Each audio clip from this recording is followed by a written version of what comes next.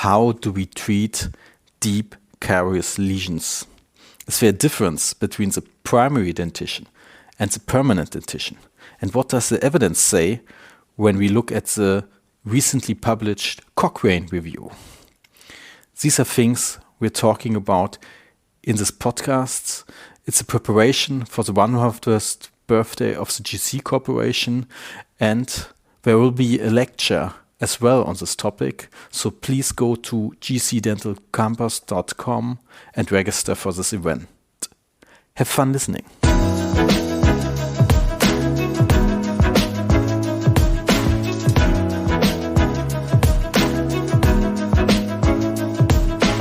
Welcome to today's podcast. I'm connected here over the internet with Clarissa and Falk. Welcome to the show, you two. Really great that you joined me tonight. And you both have a lecture at the GC Online November Symposium about a really interesting topic, the deep caries lesion. You also already told me that there is a new Cochrane review on this topic. And maybe you can tell me, or you can tell all the listeners who have not read this review, what are the key points they have to know? Yeah, thanks, Georg. I think, well, first, the main key point is that there's basically nearly no indication any longer, especially for deep lesions in teeth with a vital pulp, to do what we were taught for 100 years, to do complete or non-selective caries removal. That is, I think, something which is very clear and coming out of the review for deep lesions. Don't do full removal of all caries tissue. Try to be conservative, try to maintain tissue using stepwise or selective removal, or in the primary dentition, for example, the Hall technique. I know the Hall technique. I never practiced this because I barely treat children. I think it's quite effective as a technique, Clarissa. Yeah, that's indeed. Thank you for the invitation for this podcast. It's very nice to be here. The Hall technique is indeed very effective and much more effective than the traditional treatment that we used to do with complete caries removal and a restoration. And by the Hall technique, you don't need to remove any caries. You just place a crown, a stainless steel crown, on the top of the tooth, and you cement it with a glass ionomer cement. So you close the cavity, and there's no caries progression. And there is, if you follow the indications, there is also a very high success, and it's around 97% of success in a range of 1 to 5 years. I have stainless steel crowns in my office, but we probably have to, before we can just dement it directly on these highly caries teeth, there probably has to be some pre-work. Can you kind of walk us through what you do before you do the Hall technique? Sure. There's no tooth preparation. What you do is that sometimes you have to make space for the crown. And to make space for the crown, you place this separation elastics that are these orthodontic elastics. And you place them around the contact points. So if you have a permanent molar, then you place it distally of the 5, for example, and medially of the 5 when you want to place the crown on a 5, on the second primary molar. And you leave this elastic band there for 1 day up to a week, depending on the strength of this contact point. When you remove it, you have enough space for the crown. And then you have to choose the best size of the crown. And sometimes you do have to cut a little bit of the borders just to make it easier to fit. And when you feel that this crown fits on the tooth, you don't need to push it completely, because you know already that this is the good size. And if you push it completely, sometimes it's difficult to remove. If that happens, then you use an excavator, and from lingua to occluso, you can do it, you can remove it, but it's not always necessary. And then you fill the crown with a glass ionomer cement, with a conventional one, so not a resin modified one. And you place the crown and you push it, or you ask the child to bite on a cotton roll, and for about 2 minutes, then you remove the excess of the cement and your treatment is done. That's kind of great. Actually, I tried it one time, and kind of the part where I had to place the orthodontic retainer was not very successful. Oh, it was painful. Was it painful or was it too difficult?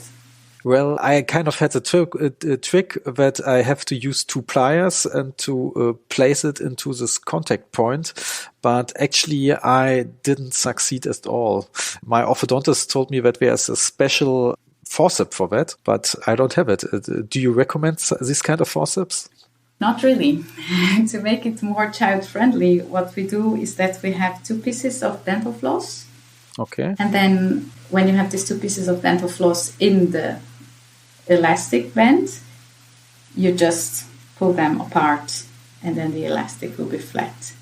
And you can go underneath the contact point only using the floss. So you bring the band underneath the contact point using one of the sides of the floss, and then you will bring it up, pulling up one of the sides of the floss, and then it will be around the contact point, the elastic band.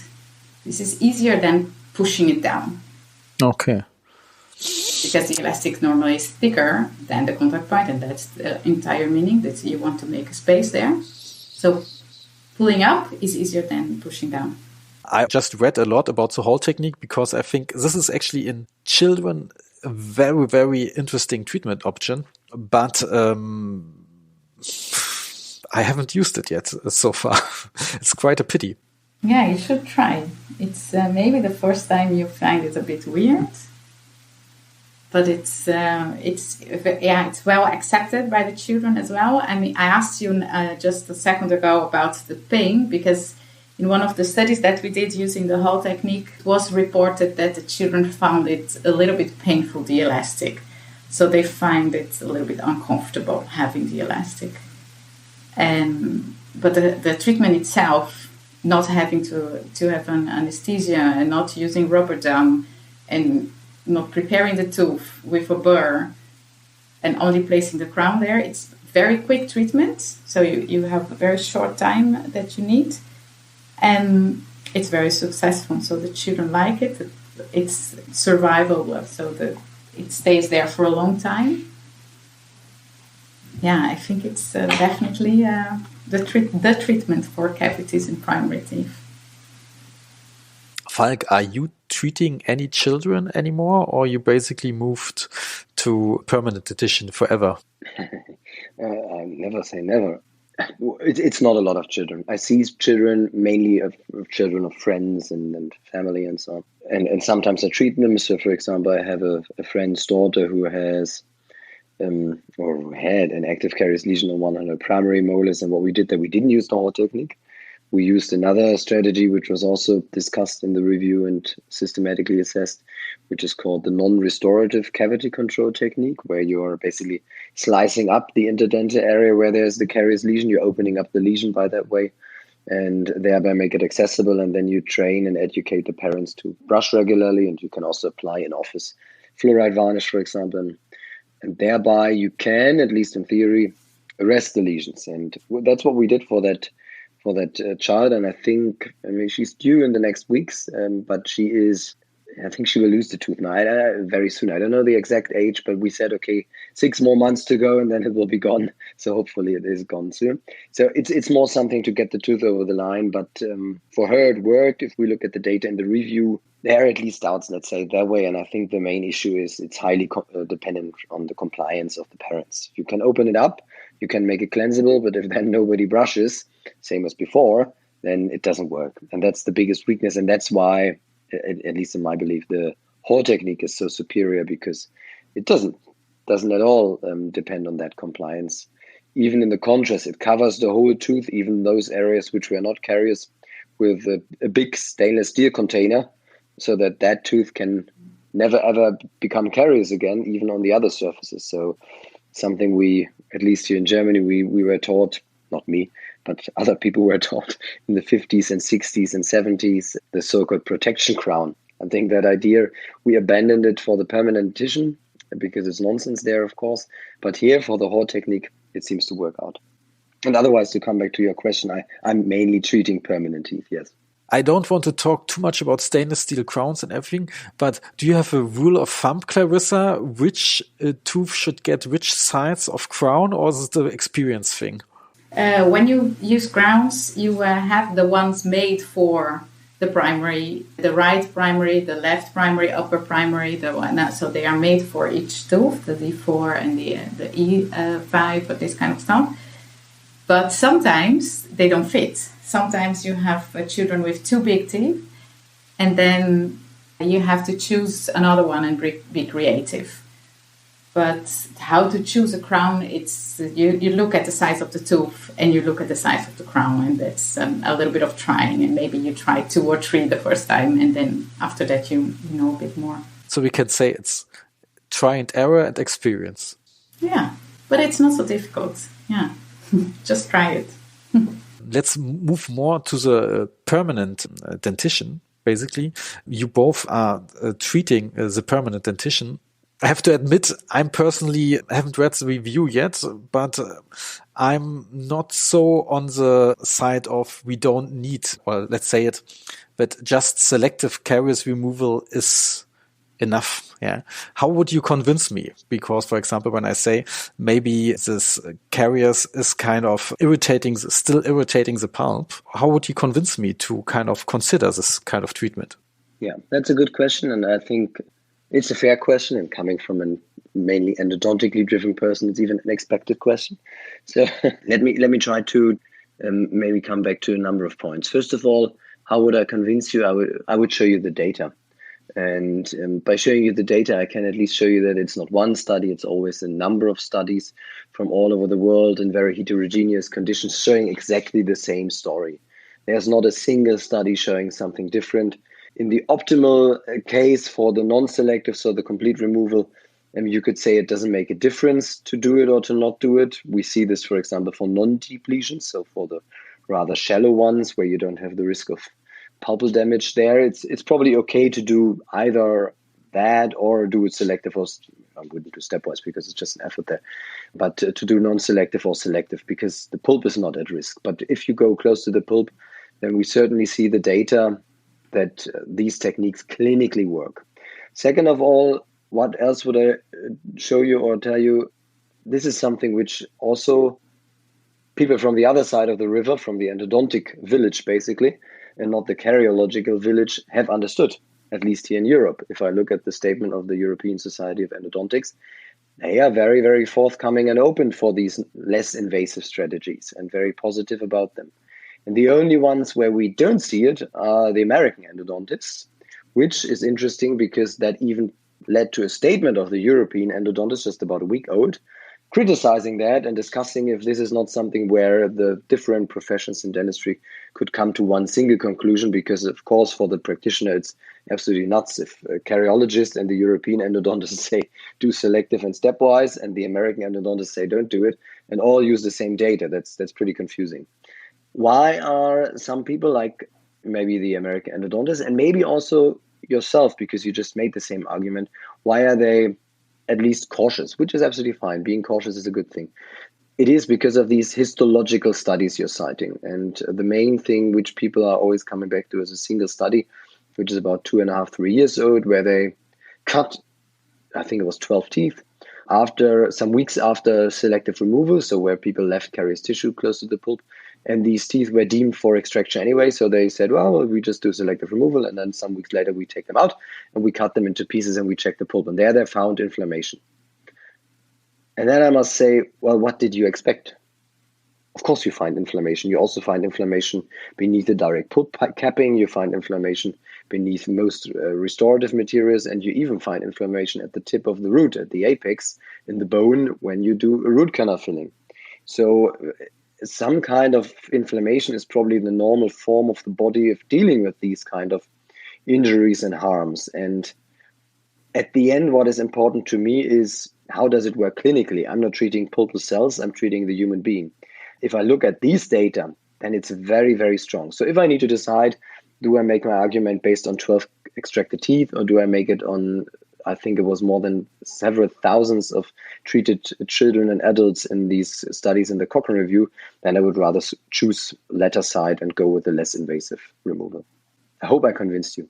Well, it's not that easy, Falk, you know that. Because since your topic is deep caries lesions, and I mean, every dentist has something in mind, a patient with a deep caries lesions. Could these deep caries lesions be excluded from the data? What do you mean excluded? Why would we exclude them? This review is mainly on, or at least these studies focusing on selective and stepwise removal. Of course, they mainly dealt with deep lesions, not with the non-deep ones. Because I would agree with you if you say, why should I do it for a shallow lesion? Why can't I, to say it very, very simple, why can't I clean it properly? Well, there I would say, well, yes, right. Clean it properly and then do a nice filling. But for the deep lesions, we always have the debate around the pulp. And I think that's why these techniques are also more successful there, because they are not harming the pulp. No, I'm kind of aiming on, I mean, for example, when I read the Björndal study, I think there are some pictures included, what was included in the study and what was excluded in the study, some X-ray pictures.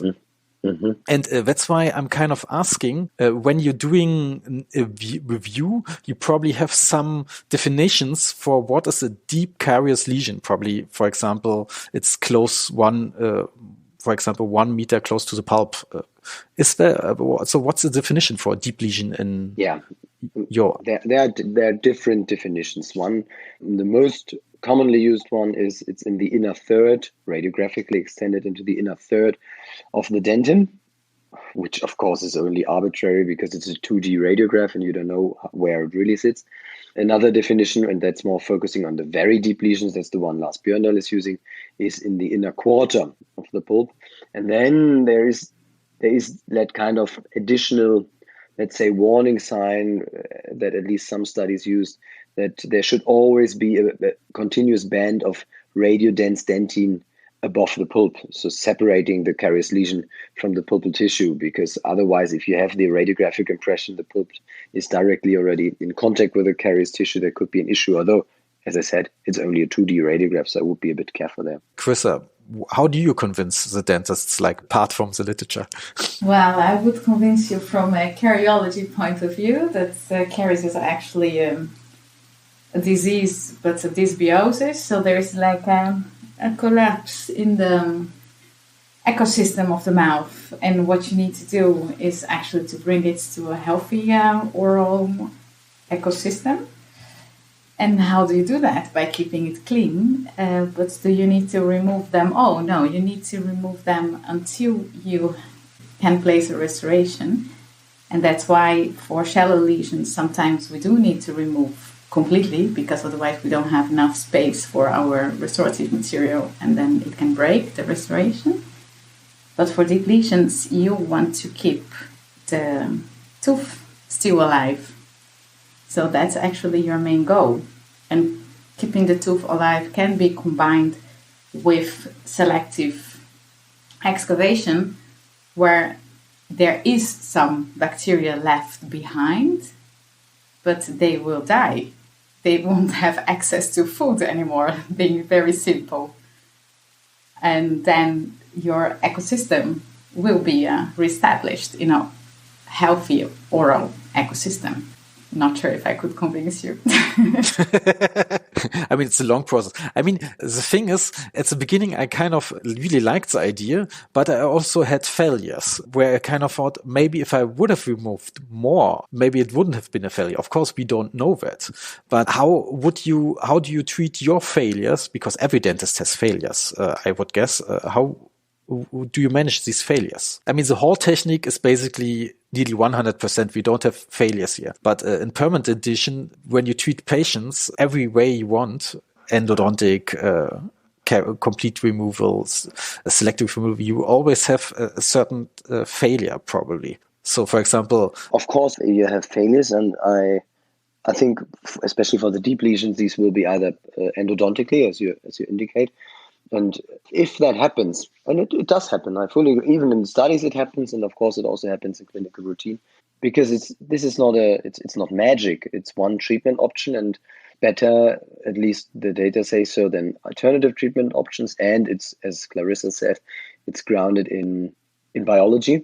So it has some biological plausibility that it works. But nevertheless, sometimes it doesn't work. And that can be, for example, because our pulpal diagnostics are just not very good.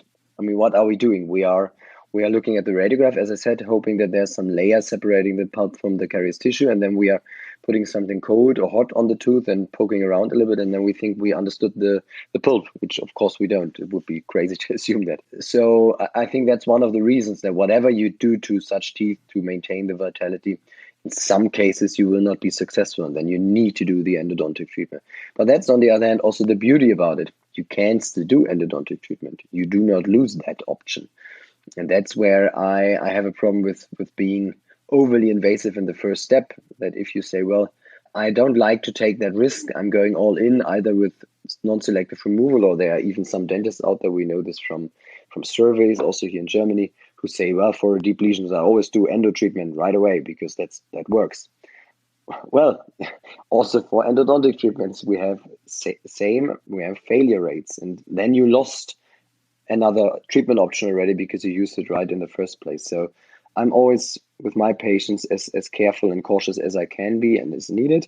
And if I have failures, then I can still go one more step onto the ladder and escalate it a little bit, which is absolutely fine. That's what dentistry is doing. And if we take all the steps in a stepwise way, then we can hopefully maintain the teeth for quite a long period of time. I think when it comes to children, you mainly want to avoid pain. You want to avoid that they become afraid of the dentist, so that they develop a fear for the dentist. And that's why you choose also the most minimal invasive treatment as possible. And what Falk just said, when you are in doubt because you don't see a dentin breach, or because there are symptoms of irreversible pulp inflammation, then you don't try this. Then you make your choice. But when you see that there is still the possibility of healing, then I wouldn't go straight to the most invasive treatment, giving an anesthesia and having a long treatment, so that the child has to be for a long time in the chair. This can be just the start of a child that will be afraid of the dentist, and that's exactly what you want to avoid. For example, when the children is in pain and you kind of diagnose your irreversible pulpitis, what are your treatment options you choose in this situation? Then you have to see about the behavior of these children. If the cooperation is enough, you can do a pulpectomy, and then it's like the root canal treatment for the primary tooth. If there is no cooperation, then your option is on the extraction. And this is a pity because both treatments are not comfortable and can lead to fear for the dentist. So we hope to be there before they are in pain. Are these the treatments you usually do under general anesthesia? Do you also are able to manage this without any general anesthesia or sedation? Yeah, when a child comes in pain, you have to help it normally at the same day. So it's without general anesthesia. And sometimes with sedation, sometimes with oral sedation, sometimes with nitrous oxide. But this all depends on the cooperation of the child, the age of the child, and the procedure that needs to be done. So interesting. So you both think that the future of deep caries treatment will be just selective, and you don't see, as you already stated in the beginning, no indication for anything else anymore? No, I wouldn't say that. It would be sad, somehow disappointing, wouldn't it, if we say it's over now, everybody goes home. I think there's still lots to do, and what we are, for example, doing in my department here is we just set up a large multi-center practice-based study where we compare selective removal versus pulpotomy, because we say, well, maybe it's not the fault of the non-selective removal. Maybe it's the fault of, if we do non-selective removal and open up the pulp, of how we deal with the pulp. Maybe direct capping is just not the thing. There, as you know, a number of studies showing that pulpotomy might be interesting, and maybe that could be a very good alternative, maybe even better than the selective removal, that we say, well, go in with non-selective, if you open up the pulp, no problem, do a pulpotomy. I'm very open for these things, but we need to investigate them. We need to show that this is really true. At the moment, we just don't know it. And at the moment, we know that selective and stepwise and Hall, that they all work. And the second thing is, and that is also something which is sometimes forgotten, the beauty about selective and stepwise, maybe with Hall, it's a little bit different, but that's easy. Everybody can leave a little bit more caries tissue there. It's not complex to do technically and not hard to teach. And that is different with a pulpotomy, for example. I think this will be something where we will need to educate dentists very specifically on how to do a pulpotomy in permanent teeth. And that is already an implementation hurdle. And that's also something we need to consider. But I think there's still lots to do, and we'll still be on the topic in 10 years, hopefully. And hopefully also with some new insights and not all the same. Yeah, and if I may then jump on to say the Hall technique is even easier. We did a study with, that's true. We did a study with experienced pediatric dentists and some final year students, and they treated the children in schools, and they used the Hall technique, and they had both very good success rates in the end of the study, because it's not really operator dependent when the operator is trained. I mean, they all got a training, and it's not a very extensive training. It's just like one afternoon workshop, and they all made it. So it's very easy. But Clarissa, from all the treatment options you mentioned, you didn't mention the pulpotomy. Does it have a place in your office at all, or do you think it doesn't have a place? That's a good question. I think the pulpotomy has a place, and that's mainly for these lesions where you are still in doubt, because the combination of the clinical signs and pain sometimes, and that you are still in doubt if you're leading with a reversible or irreversible pulp inflammation, then pulpitis, then you are still there. And if you're treating the child in the chair, I mean, not under general anesthesia, and you have a good cooperation, then you go for a pulpotomy.